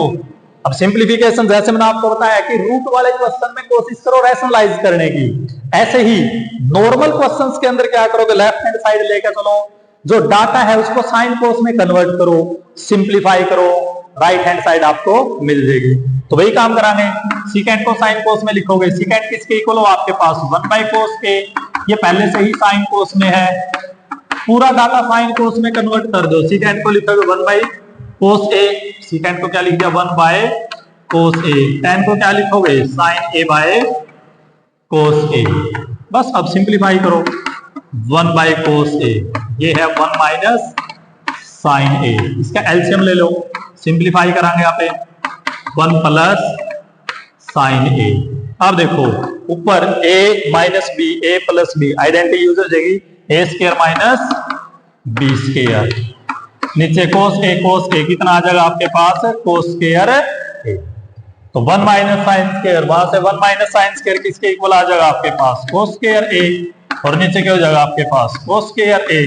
कोस स्क्वायर से कोस स्क्वायर कैंसिल, कितना आ जाएगा, 1। ये क्या आ गया आपके पास, राइट हैंड साइड। तो ये है आपके पास बिल्कुल आसान सा क्वेश्चन। ठीक है, कर लो क्वेश्चन। तो आपने क्या करना है, नॉर्मल लेफ्ट हैंड साइड देके चलो, साइन को उसमें ब्रेक करो, सिंप्लीफाई करो, आंसर आपको मिल जाए। उसके बाद देखो 27th क्वेश्चन, ये आपका पॉलिनोमियल से रिलेटेड क्वेश्चन है, सेकंड चैप्टर में। एक ही क्वेश्चन है इस चैप्टर में और काफी इंपॉर्टेंट है आपके पास, नो डाउट। तो आपने क्या करना है, इस क्वेश्चन में 2-3 काम करने हैं। सबसे पहले तो इस पॉलिनोमियल की जीरोस फाइंड आउट करनी है, और उसके बाद रिलेशन वेरीफाई करवाना है जीरोस के बीच में और कोफिशिएंट्स के बीच में। तो काफी आसान रिलेशन है। सबसे पहले आप इसकी जीरोस फाइंड आउट करोगे, आपने ये लोअर क्लास में पढ़ी है चीजें, इसको कंपेयर करोगे क्वाड्रेटिक इक्वेशन के साथ, तो a की वैल्यू कितनी आ गई, 4, यानी कि x स्क्वायर वाली टर्म का कोफिशिएंट होगा a, b की वैल्यू आ गई -4, c की वैल्यू कितनी आ गई 1। अब सबसे पहले आप फैक्टराइजेशन मेथड का यूज करके इसकी जीरोस या रूट्स फाइंड आउट करोगे। a और c की प्रोडक्ट करो, कितनी आ गई 4। अब 4 के 2 ऐसे टुकड़े करने हैं जिनका जोड़ तो हो -4 के इक्वल, और प्रोडक्ट आनी चाहिए 4 के इक्वल। तो फैक्टर क्या बनेंगे, -2 और -2। -2 और -2 की जब प्रोडक्ट करोगे कितने आओगी, +4। और जब दोनों का जोड़ करोगे तो किसके इक्वल आओगा, -4। तो इसके फैक्टर ऐसे बढ़ाओगे 4s² -2s और -2s + 1 = 0। दोनों में से क्या कॉमन आ गया, 2s कॉमन आ गया, कितना बच गया s -1। इन दोनों में से क्या कॉमन आ गया, -1, 2s -1। ये हो गया आपके पास। यहां से 2s कॉमन ले ले, यहां से -1। टोटल में से देखो 2s कॉमन आ गया, यहाँ पे ये बच गया। अब टोटल में से 2s -1 कॉमन ले लो, कितना बच गया, 2s -1। अब दो नंबर की प्रोडक्ट 0 है, या तो ये पार्ट 0 या फिर ये पार्ट 0। यहां से s की वैल्यू कितनी आओगी, 1/2। यहां से भी s की वैल्यू कितनी आ गई आपके पास, 1/2। तो यहां तक एक पार्ट किया है आपने, इस पॉलिनोमियल की जीरोस आपने फाइंड आउट कर दो जीरोस फाइंड आउट। उसके बाद आपने क्या करना है, रिलेशन वेरीफाई करवाना है। तो रिलेशन क्या है आपके पास, रिलेशन सबसे पहले आपको रिलेशन का पता होना चाहिए। रिलेशन क्या है, sum of zeros, sum of zeros, इन दोनों का सम किसके इक्वल होगा, -b/a। और product of zeros, product of zeros ये किसके इक्वल है, c/a। ये दोनों रिलेशन आपने याद रखने हैं कि सम ऑफ जीरो, इन दोनों का सम किसके इक्वल होगा, -b/a। और प्रोडक्ट ऑफ जीरोस किसके इक्वल होगा, -c/a। तो इनको इसी फॉर्म में लिखोगे आप। अब देखो sum of zeros, sum of zeros, इन दोनों का सम कर दो, 1 0 1/2 1/2, दोनों का सम किसके इक्वल आ गया, 1। लेकिन इसको लिखोगे इस फॉर्म में, तो इस 1 को आप लिखोगे माइनस b की वैल्यू कितनी है आपके पास, -4/a। तो इस 1 को ऐसे लिखोगे -b/a। तो ये क्या हो गया, -b/a। हो जाएगा वेरीफाई। सम ऑफ जीरोस किसके इक्वल आ गई, -b/a। सम आ गया था 1, इसको लिखोगे इस फॉर्म में। ऐसे ही product, product of zeros, product of zeros कर दो प्रोडक्ट, 1/2 × 1/2 कितना आ जाएगा आपके पास, 1/4। लेकिन लिखोगे इसको c/a की फॉर्म में। c की वैल्यू कितनी है, 1, a की वैल्यू 4, ये तो पहले से ही c/a की फॉर्म में है। 1 किसके इक्वल है, c के इक्वल, 4 किसके इक्वल है, a के इक्वल। तो सम ऑफ जीरोस आ गया -b/a, प्रोडक्ट ऑफ जीरोस आ गया आपके पास c/a। ये रिलेशन आपने वेरीफाई करवाने थे। तो ये काम आपने करना था 27 क्वेश्चन में। तो दो काम करने थे, तो जीरोस फाइंड आउट करनी थी, फिर रिलेशन वेरीफाई करवाना था। मोस्ट इंपोर्टेंट क्वेश्चन है पॉलिनोमियल का। एक ही क्वेश्चन है तो बार बार इसी के आने के चांसेस बने रहेंगे आपके पास। एक इसमें दूसरा क्वेश्चन था कि अगर आपको सम ऑफ जीरोस दे रखा है, प्रोडक्ट ऑफ जीरोस दे रखा है, तो क्वाड्रेटिक पॉलिनोमियल कैसे लिखोगे, वो आपने ऑब्जेक्टिव में पढ़ा था, जो आपका ऑब्जेक्टिव क्वेश्चन था। ठीक है, तो सेकंड चैप्टर में 2 ही क्वेश्चन है, एक ऑब्जेक्टिव में आ गया और एक 3 नंबर का आ गया, तो सारा सेक्शन कवर हो गया। तो बिल्कुल सिलेक्टेड क्वेश्चन मिलेंगे आपको फाइनल एग्जाम के अंदर, तो आप इनकी अच्छी प्रकार से तैयारी रखिए आप। उसके बाद देखो नेक्स्ट क्वेश्चन, उसके बाद देखो आप नेक्स्ट क्वेश्चन है, प्रूव करना है √5 इज इरेशनल नंबर। अब देखो ये जो क्वेश्चन है फर्स्ट चैप्टर का मोस्ट इंपोर्टेंट क्वेश्चन है। लगभग 80 से 90% चांस है कि ये क्वेश्चन एग्जाम में जरूर मिलेगा आपको। फर्स्ट चैप्टर में 2 ही प्रकार के क्वेश्चन है, या तो ये क्वेश्चन है √5 इज एन इरेशनल नंबर, या फिर आपके पास इस तरीके का कोई क्वेश्चन है, जैसे इस तरीके से 2 + √3 या 3 - 5√2, इस टाइप के, इनको इस टाइप के नंबर्स को इरेशनल प्रूव करना है।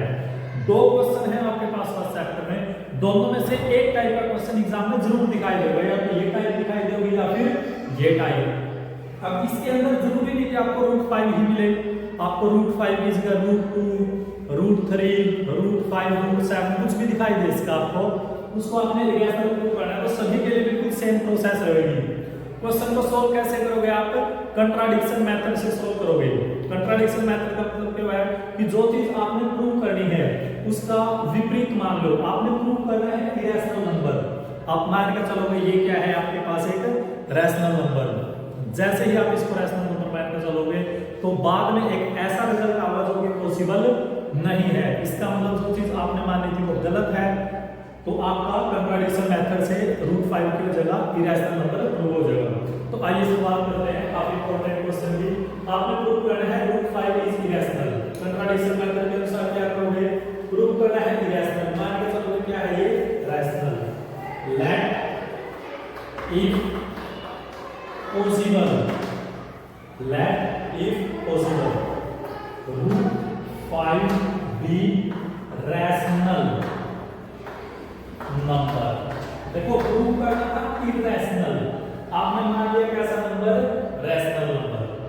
ठीक है, कंट्राडिक्शन मेथड में यही तो है, जो चीज प्रूव करनी है उसका उल्टा मान लो। प्रूव इरेशनल करना था, मान के चलोगे रैशनल।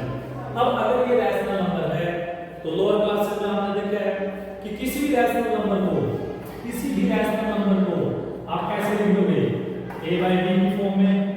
कुछ कंडीशन है, डिनोमिनेटर क्या होगा, b is not equal to 0, a b are integers, a b are integers।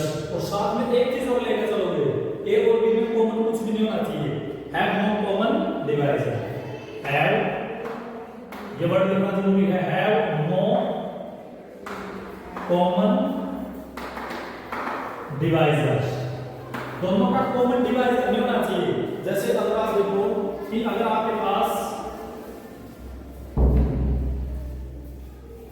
6/15 है, 6/15 है, अब इन दोनों का कॉमन डिवाइजर क्या है, 3 इसको भी डिवाइड कर रहा है, 3 इसको भी डिवाइड कर रहा है, तो आप इसको क्या लिखोगे 2/5। तो 6/15 को पहले ही, दोनों का तो कॉमन डिवाइजर है, उसको पहले ही डिवाइड कर रहे हैं, इसको इस फॉर्म में लिखोगे 2/5।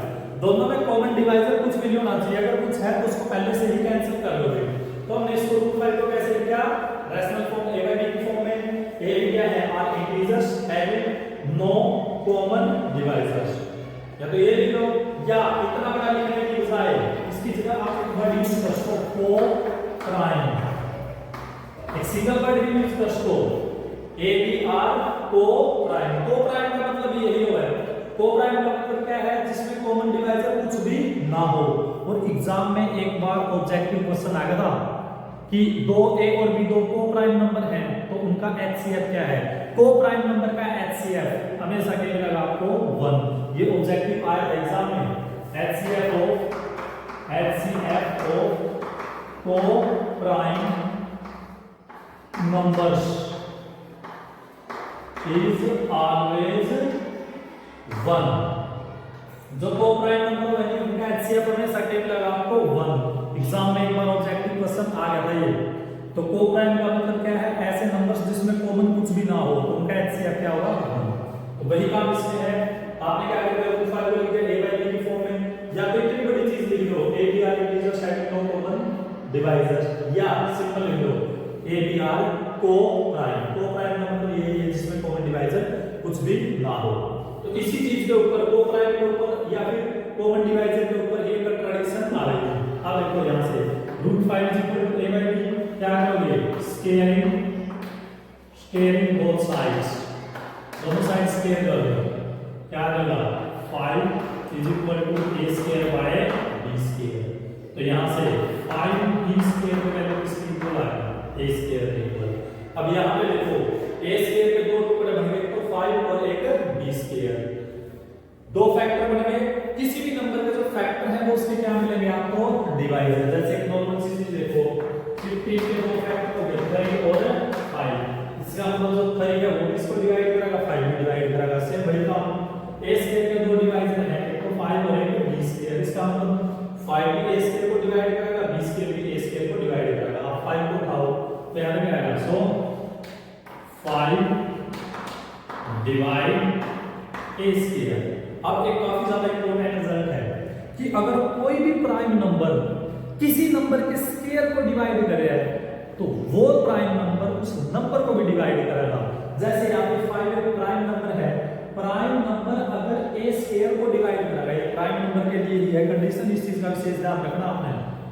5 एक प्राइम नंबर है, तो अगर कोई प्राइम नंबर किसी नंबर के स्क्वायर को डिवाइड करेगा तो वो प्राइम नंबर उस नंबर को भी डिवाइड करेगा। ये चीज आपने ध्यान रखनी है। थ्योरम में आपके पास प्रूफ अभी इतना इंपॉर्टेंट है नहीं, आपने सिर्फ रिजल्ट ध्यान रखना है। 5 क्योंकि प्राइम नंबर है, अगर वो a² को डिवाइड कर रहा है, देन 5 डिवाइड ए आल्सो। और 5 किसको डिवाइड करेगा? ए को भी डिवाइड करेगा। और 5 अगर ए को डिवाइड करे, जैसे यहाँ पे देख लो 3 अगर 15 को डिवाइड करे, इसका मतलब 3 15 का एक फैक्टर है। वही काम यहाँ पे 5 अगर a को डिवाइड करे तो जो 5 है वो a का एक फैक्टर है, यानी कि a किसके इक्वल होगा? 5 into समथिंग। एक फैक्टर के लिए डिवाइड कर रहे हैं, डिवाइजर का मतलब क्या होगा? फैक्टर भी हो आपके पास। तो क्योंकि 5 a को डिवाइड कर रहे हैं तो जो 5 है a का एक फैक्टर मिलेगा। दूसरा फैक्टर चाहे कुछ भी हो उसको आपने मान लिया n। एक ऐसा डिवाइड होगा, एक फैक्टर तो 5 है, बाकी कोई भी फैक्टर उससे हमें कोई मतलब नहीं। a की वैल्यू कितनी आएगी? 5n। तो a की ये वैल्यू इक्वेशन नंबर 1 में यूज करो a की जगह 5n इन इक्वेशन नंबर 1। इसमें यूज कर लो 5d²। a की जगह कितना यूज करोगे? 5n, कितना आ जाएगा? 25m²। 5 दूसरी साइड जाके डिवाइड करो, b² की वैल्यू कितनी आ जाएगी? 5m²। तो b² की वैल्यू कितनी आ गई आपके पास? 5m²। तो अगेन b² के लिए दो टुकड़े बनेंगे तो 5 और एक m²। इसका मतलब 5 भी b² को डिवाइड करेगा, m² भी b² को डिवाइड करेगा। तो 5 को कहा जाता है, सो 5 डिवाइड b²। अब अगर 5 b² को डिवाइड करेगा, सेम वही रिजल्ट कि अगर कोई प्राइम नंबर किसी नंबर के स्क्वायर को डिवाइड करेगा देन 5 डिवाइड b आल्सो। बस अब देखो 5 a को भी डिवाइड कर रहे हैं, 5 b को भी डिवाइड कर रहे हैं, लेकिन यहाँ पे कहीं पे चले थे आप हैव नो कॉमन डिवाइजर। यहाँ पे तो 5 एक ऐसा नंबर आ गया जो a को भी डिवाइड कर रहे हैं, b को भी डिवाइड कर रहे हैं। इसका मतलब जो चीज आपने मानी थी वो गलत है, ये तो पॉसिबल है नहीं, क्योंकि यहाँ पे लेके चले हो नो कॉमन डिवाइजर, यहाँ पे 5 आ गया जो कॉमन डिवाइजर है, व्हिच इज नॉट पॉसिबल। ये पॉसिबल है नहीं। क्यों नहीं है पॉसिबल? क्योंकि आप मान के चले थे कि दोनों में कोई भी कॉमन डिवाइजर नहीं है। So our supposition is wrong. So our supposition is wrong. जो आपने माना ना, नहीं क्या सपोज किया था आपने कि √5 रैशनल नंबर है, वो रॉन्ग है, गलत है। मतलब √5 रैशनल नंबर नहीं है। अगर √5 रैशनल नंबर नहीं है तो क्या मिलेगा? Irrational number. Hence √5 is an irrational number। ये है आपके पास कंट्राडिक्शन मेथड। ऐसे आपने क्वेश्चन को सोल्व करना है। काफी ज्यादा इंपॉर्टेंट क्वेश्चन है। कंट्राडिक्शन मेथड में क्या करोगे? रैशनल लाइन का चलोगे, रैशनल लाइन को a की फॉर्म में लिखोगे, और ये लाइन लिखनी बहुत ज्यादा जरूरी है क्योंकि इसी के ऊपर कंट्राडिक्शन आ गई। या तो लिखो a भी r को प्राइम या a भी है नो कॉमन डिवाइजर। इसके बोथ साइड कर दिया, सिंपलीफाई कर दिया। यहां पे एक रिजल्ट काफी इंपॉर्टेंट यूज किया है कि 5 अगर a² को डिवाइड करे तो 5 a को भी डिवाइड करेगा। ठीक है, क्योंकि अगर कोई प्राइम नंबर किसी नंबर के स्क्वायर को डिवाइड करेगा तो वो उस नंबर को भी डिवाइड करेगा। यानी a की वैल्यू 5 है, इक्वेशन 1 में यूज करोगे, सिंपलीफाई करोगे तो 5 a को भी डिवाइड कर रहा है, 5 b को भी डिवाइड कर रहा है। लेकिन ये तो पॉसिबल है नहीं, क्योंकि यहां पर लेकर चले थे कि कॉमन डिवाइजर नहीं है। कोई भी अगर कॉमन डिवाइजर था तो वो आपने पहले ही कैंसिल कर दिया था। इसका मतलब जो चीज आपने मानी वो गलत है। तो आपके पास क्या आ गया? 5 एक इरेशनल नंबर है। तो ये प्रोसेस है, चाहे √5 हो, चाहे √2 हो, चाहे √3 हो, चाहे √7 हो, चाहे √11 हो, कुछ भी हो, इस तरीके से आपने ये क्वेश्चन सोल्व करना है। मोस्ट इंपॉर्टेंट क्वेश्चन है। ठीक है, उसके बाद देखो आप नेक्स्ट क्वेश्चन। तो नेक्स्ट क्वेश्चन है आपके पास 38 सम। उसके दो मतलब इंटरवल्स वाइज दे रखी है आपको, दोनों में से एक पार्ट करना है आपने। थर्ड चैप्टर का क्वेश्चन है। तो क्या दे रखी है आपको? 2 पर्सन हैं, उनकी जो इनकम का रेशियो है 9 रेशियो कितना है? 7। और जो एक्सपेंडिचर है, एक्सपेंडिचर का रेशियो कितना दे रखा है आपको? 4:3। हर एक की सेविंग दे रखी है 2000 रुपए। उनकी मंथली इनकम आपने निकालनी है। तो आप क्या करोगे? क्योंकि इनकम का रेशियो कितना दे रखा है आपको? 9:7। तो आप मान लोगे लेट देयर इनकम्स बी, क्योंकि रेशियो कितना है? 9:7, तो इनकम मान लो एंड 7x। इनकम का रेशियो था 9:7, तो इनकम कितनी मानोगे आप? 9x और 7x। एक्सपेंडिचर का रेशियो कितना है? 4:3 and their expenditure B. Ratio कितना है एक्सपेंडिचर का? 4:3। एक्सपेंडिचर मान लो 4y एंड 3y, क्योंकि x यहाँ पे यूज कर दिया, यहाँ पे आपने रेशियो ले लिया 4y और 3y, क्योंकि जब दोनों को डिवाइड करोगे x से x कैंसिल, रेशियो कितना आ जाएगा? 9:7। जब दोनों को डिवाइड करोगे y से y कैंसिल, रेशियो कितना आ जाएगा आपके पास? 4:3। ठीक है, अब दोनों की सेविंग निकालनी है। सेविंग कैसे निकालोगे? सेविंग का बिल्कुल आसान फॉर्मूला है सेविंग। किसके इक्वल है? सेविंग। सेविंग का फॉर्मूला है आपके पास इनकम माइनस एक्सपेंडिचर। इनकम में से एक्सपेंडिचर को माइनस कर दे तो क्या आ जाएगी? Saving. According to question, according to question saving कितनी है दोनों की? 4,000 रुपए। तो ये इनकम है, ये एक्सपेंडिचर है। तो जो फर्स्ट क्वेश्चन है उसकी इनकम में से एक्सपेंडिचर माइनस कर दो, कितना है? 2,000 रुपए। ये तो आगे क्वेश्चन नंबर 1। जो सेकंड क्वेश्चन है 7x minus 3y is equal to 2000। ये हो गया जो दूसरा क्वेश्चन है उसकी सेविंग। तो सेविंग कैसे निकलेगी आपके पास? Income minus expenditure. तो दोनों की इनकम है आपके पास, एक्सपेंडिचर है, इनकम में से एक्सपेंडिचर माइनस कर दो, सेविंग आ जाएगी। अब ये बन गया आपके पास pair of linear equation in 2 variables. तो अब इनको सोल्व करेंगे। आपने थर्ड चैप्टर में 3 मेथड पढ़ रखे हैं, कोई भी मेथड आप यूज कर सको। ग्राफिकल मेथड है, सब्स्टिट्यूशन है, एलिमिनेशन है, जो भी मेथड आपको कंफर्टेबल लगे आप उसी को यूज करके क्वेश्चन को सोल्व कर सको।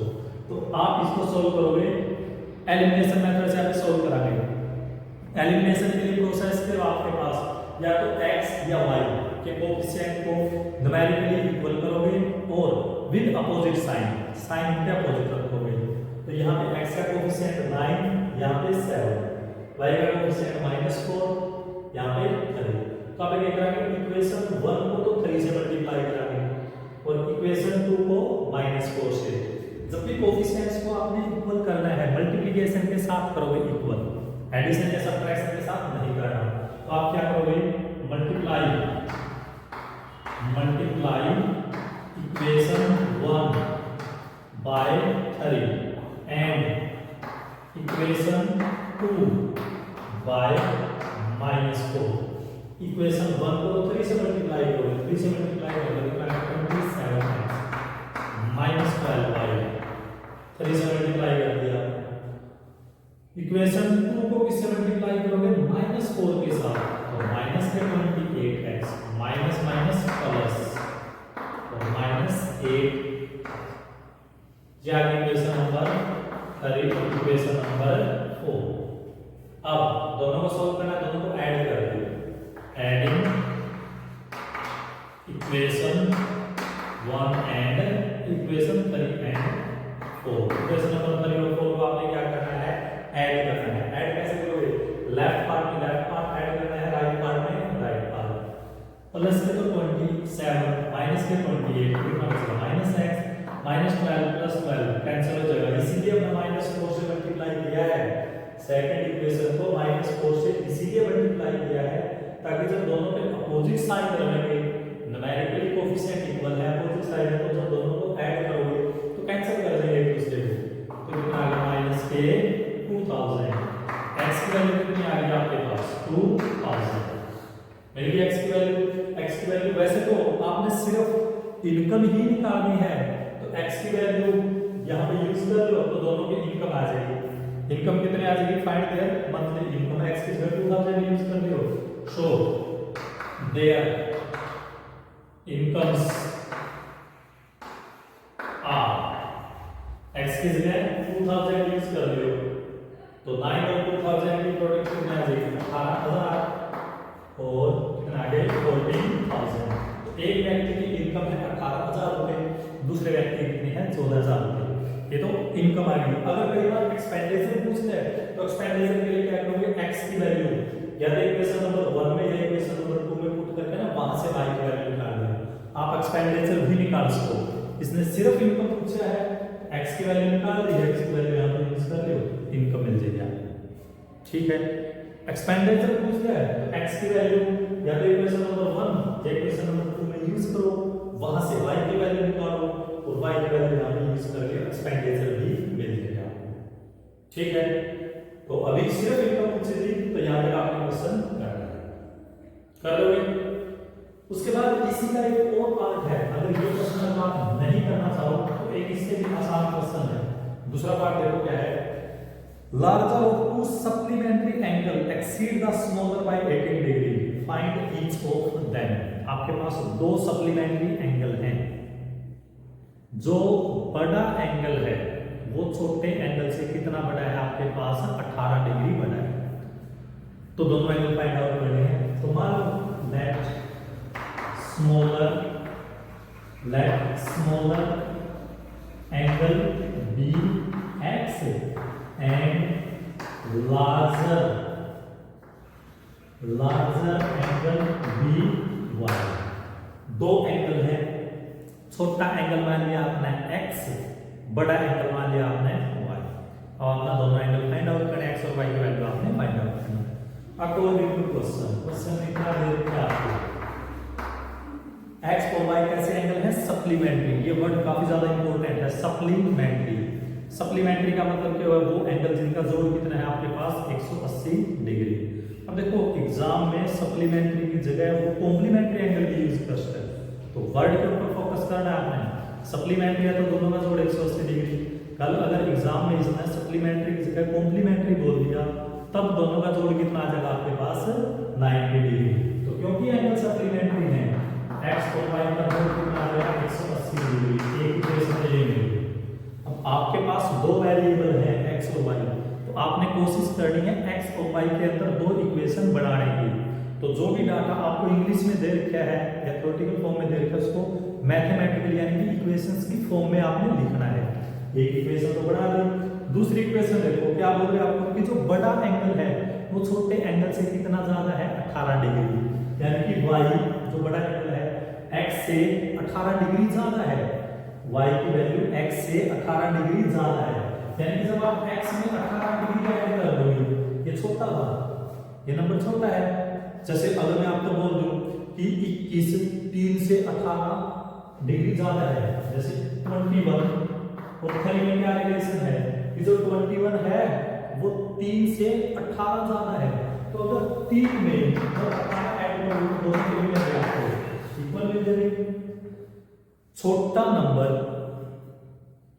18 कम है, तो अगर छोटे नंबर में आप 18 ऐड कर दोगे तो दोनों बराबर हो जाएंगे। वही काम इसमें है कि जो छोटा एंगल है वो बड़े एंगल से 18 कम है, तो जब छोटे एंगल में 18 जब ऐड करोगे तो दोनों बराबर हो जाएंगे आपके पास। बस यही काम था जो इंग्लिश में लाइन दे रखी है, इसको आपने इक्वेशंस की फॉर्म में लिख दिया, बस काम खत्म।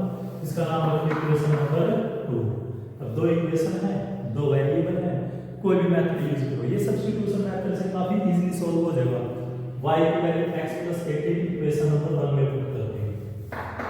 पुट करो y की जगह x + 18 in equation number 1, x y की जगह x + 18 तो कितना आएगा 2x, ये दूसरी साइड आएगा माइनस का 162, x की वैल्यू कितनी आ गई आपके पास 81, x की वैल्यू ली, x की वैल्यू यहां पे पुट कर दियो, y की वैल्यू कितनी आ जाएगी 81 + 18 99 डिग्री। आपने x और y की वैल्यू निकालनी है।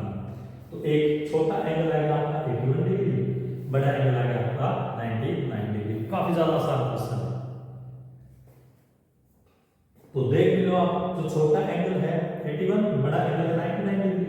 जब छोटे एंगल में जब 18 ऐड करोगे, नहीं छोटा एंगल x, जब इसमें जब 18 ऐड करोगे इसके बराबर हो जाएगा। बस यही है कि जो स्टेटमेंट दे रखी है नहीं उसको बिल्कुल अच्छी प्रकार का पढ़ के ना मैथमेटिकल फॉर्म यानी कि इक्वेशंस के फॉर्म में लिख लो, चीजें काफी ज्यादा आसान हो जाएंगी। कर लो क्वेश्चन, काफी आसान सा क्वेश्चन था, कोई कैलकुलेशन नहीं आपके पास। 3 नंबर का क्वेश्चन, ठीक है, आपके पास चॉइस है या तो ये क्वेश्चन करो या फिर ये करो, ये भी आसान ही है क्वेश्चन। तो कोई भी क्वेश्चन आप सोल्व कर सको। उसके बाद देखो इस सेक्शन का लास्ट क्वेश्चन है आपके पास 31st सम। उसके अंदर क्या करना है आपने, 31st सम में क्या है, दो कंसेंट्रिक सर्कल है। अब कंसेंट्रिक सर्कल आपने 9th क्लास में पढ़े थे, 10th में पढ़े हैं। कंसेंट्रिक सर्कल का मतलब क्या है, ऐसे सर्कल जिनका सेंटर के और आपके पास सेम यानी कि कॉमन सेंटर होगा। तो ये है आपके पास, सपोज करो एक सर्कल ये है, इसका सेंटर ये हो गया आपके पास, एक दूसरा सर्कल और है, तो दो आपके पास कंसेंट्रिक सर्कल है। दो आपके पास क्या है, कंसेंट्रिक सर्कल। सपोज करो दोनों का कॉमन सेंटर क्या है, O। मिल गए दो सर्कल। अब क्वेश्चन क्या है, बड़े सर्कल की वो कोड जो छोटे सर्कल को टच कर रही है। सपोज करो ये कोड है आपके पास, ये पॉइंट आएगा, ये कोड बड़े सर्कल की वो कोड, ये कोड है ए। बड़े सर्कल की वो कोड जो छोटे सर्कल को टच कर रही है, पॉइंट ऑफ कांटेक्ट के ऊपर बाइसेक्टेड है, यानी कि जो पी पॉइंट है वो ए बी का क्या है आपके पास, मिड पॉइंट। बाइसेक्टेड का मतलब क्या है, बीच का पॉइंट। तो आपने प्रूव क्या करना है, इसमें दो कंसेंट्रिक सर्कल है, आपने प्रूव करना है कि जो पी है, पी ए बी को क्या करेगा, बाइसेक्ट।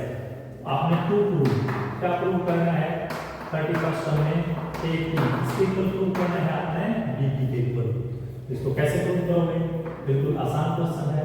एक काम करो, आप ओपी को ज्वाइन कर दो और ओ ए को ज्वाइन कर दो, सेम ओ बी को ज्वाइन कर दो। अब इन दोनों ट्रायंगल को ओ ए पी और ओ बी पी दोनों को कॉम्बाइन प्रूव कराएंगे और उसके बाद ए पी और बी पी इक्वल आ जाएगा। जब भी चीजों को इक्वल प्रूव करना है नहीं, कॉम्प्रोमाइज का यूज करके ना आप इक्वल प्रूव करोगे वैसे। अब क्या करोगे, ये देखो एंगल 1 ये angle 2, angle 1 is equal to angle 2 90 degree. Reason equal, क्यों, angle between radius and tangent. उसके बाद ओपी